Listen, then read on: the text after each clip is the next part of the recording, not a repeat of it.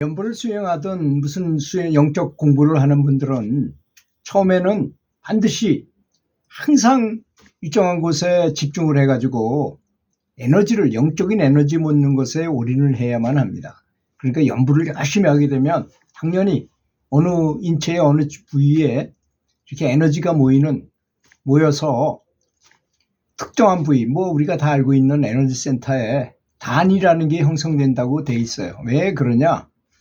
의도 기도라고 해서 생각이 가면 기도 따라가기 때문에 거기에 생각을 늘 집중하게 되면 에너지가 많이 모이게 돼요. 거기에. 그럼 그 에너지라는 것은 빛이거든요. 도로. 빛이 많이 발생하는 현상이 일어난다는 거죠.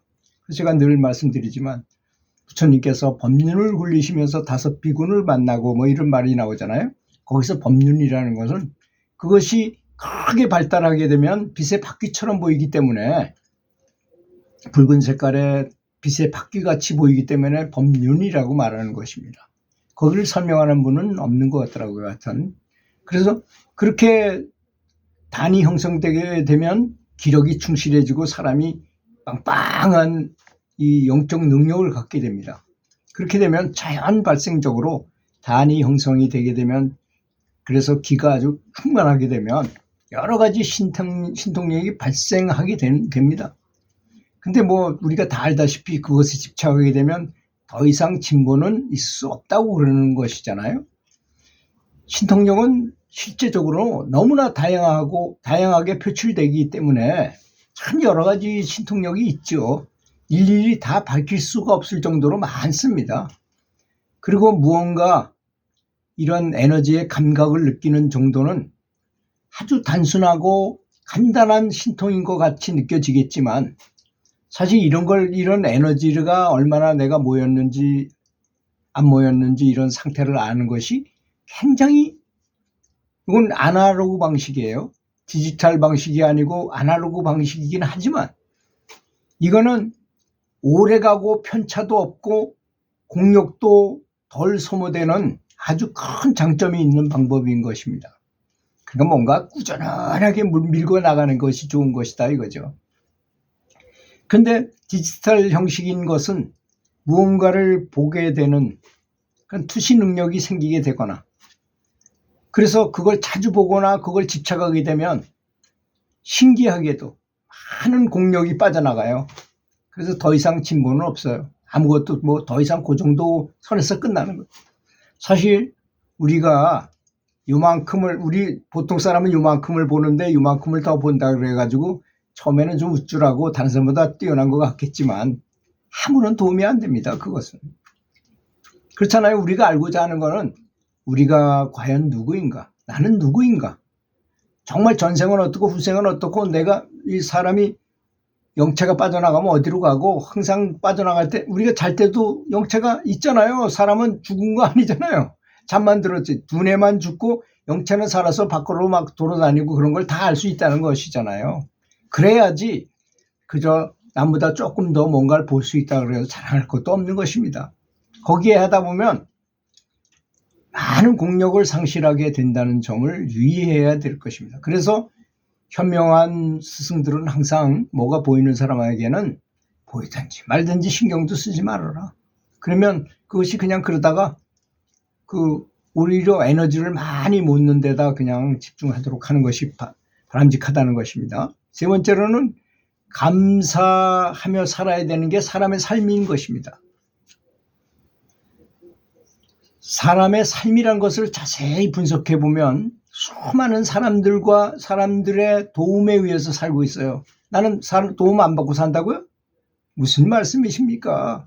농민들이 농사 지어가지고 곡식을 줘서 농민들이 채소를 힘들게 해가지고 줘서 우리가 또 건축하는 사람들이 건물을 지어서 있어서 우리가 이렇게 들어와서 편안하게 살 수 있게 되는 것이고 옷을 만드는 분 정말 어떤 거 하나도 다른 사람의 도움 없이 살지 못하는 것입니다. 혼자 아마 무인도에 있다고 생각해 보십시오. 살아가는 게 너무너무 힘들 것입니다. 다 해야 되는 거니까.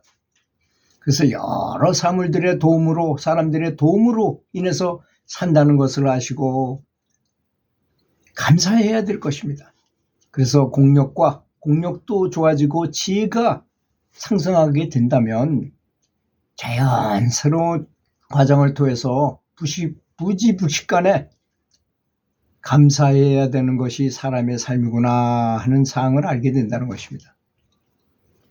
그래서 공력이 상승함에 따라서 사물과 부처님에 대한 감사함이 그 감사함에 크게 감동하는 일이 자주 많이 발생하게 됩니다. 그래서 고요함 속에서도 감동의 눈물을 펑펑 흘리게 되고 그것이 지극히 정상이고 아주 공부가 잘 되는 중이라는 것을 알아야 될 것입니다. 네 번째, 추구해야 하는 상태는 어떤 것일까요? 사람은 영혼의 상태일 때가 가장 완벽한 존재일 것이 아니겠습니까? 사람은 이 컨테이너 박스, 이 도구, 몸이라는 도구 속에 들어있는데 참 불합리한 존재지요. 그죠? 아는 것도 좋고 종이장 한 장만 가려도 앞을 볼 수 없고 저 방 저쪽 건너편에 누가 있는지도 우리는 모르고 아무것도 모르고 눈에 보이는 대로 그냥 안입이 있으니 이목구비가 가르쳐주는 대로만 살잖아요.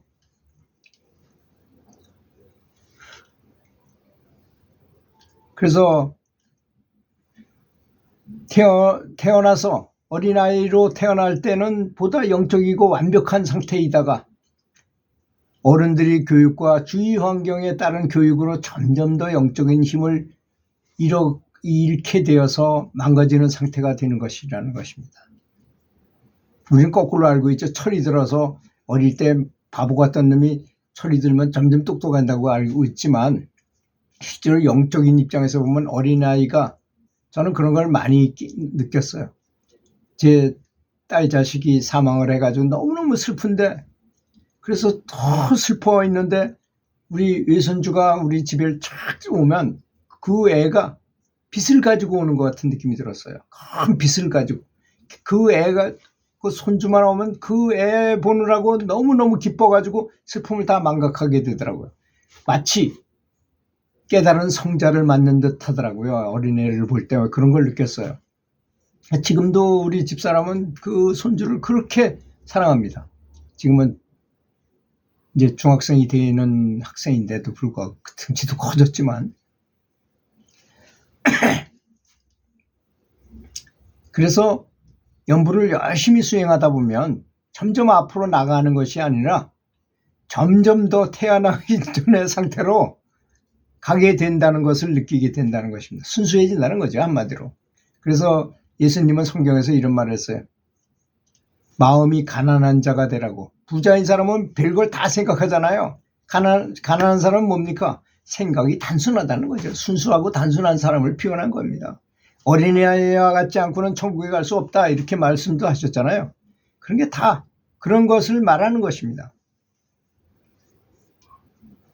제가 태어나기도 전에 영혼의 상태를 깨닫게 되기 위해서 애쓰고 있는 자신을 발견하게 된다는 것입니다. 또 죽은 다음의 상태를 미리 알게 되는 것 굉장히 중요하죠. 그럼 걱정이 없잖아요. 그죠? 저는 내가 죽고 난 다음에 어떤 상태에 간다. 소크라테스는 이미 죽을 때 나는 어디에 간다는 거 다 알고 있어가지고 죽는 것을 손톱만큼도 걱정을 안 했어요. 너무나 여유 있게 웃고 즐기다가 독배를 마시고 그냥 사망했어요. 근데 갈 곳은 뻔히 저기 정해져 있는 곳이니까 나는 좋은 곳으로 간다.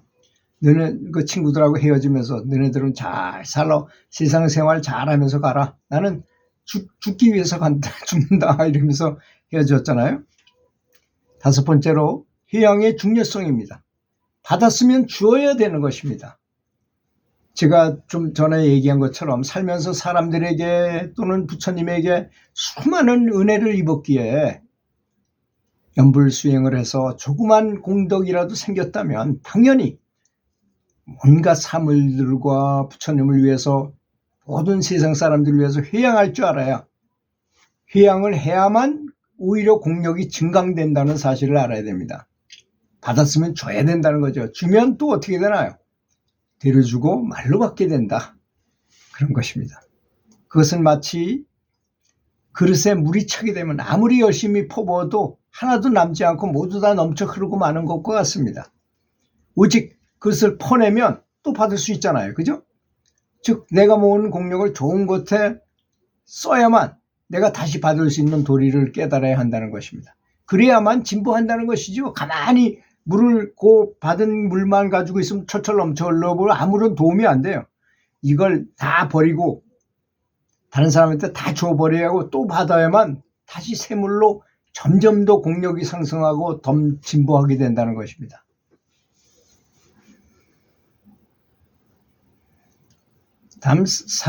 마지막으로 사람의 몸을 소중하게 여겨야 됩니다. 그래서 요가를 한다거나 태극권을 한다거나 걷기를 한다거나 하여튼 우리 몸을 소중히 잘 관리해야 된다는 것입니다.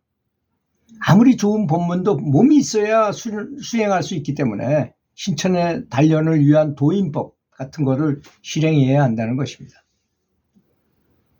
몸이 없으면 전혀 수행할 수 없다는, 그래서 사람을 몸을 갖고 있을 때가 너무나 중요하다. 그러니 신통은 아무것도 아닙니다. 죽으면 누구나 다 할 수 있는 것인데 너무나 보편적이고 당연한 것이기 때문입니다. 사람이 몸이 있을 때 안 보이고 안 들리고 안 느껴진다 하더라도 열심히 수행하는 것이 더 올바른 그런 수행법이라고 생각합니다.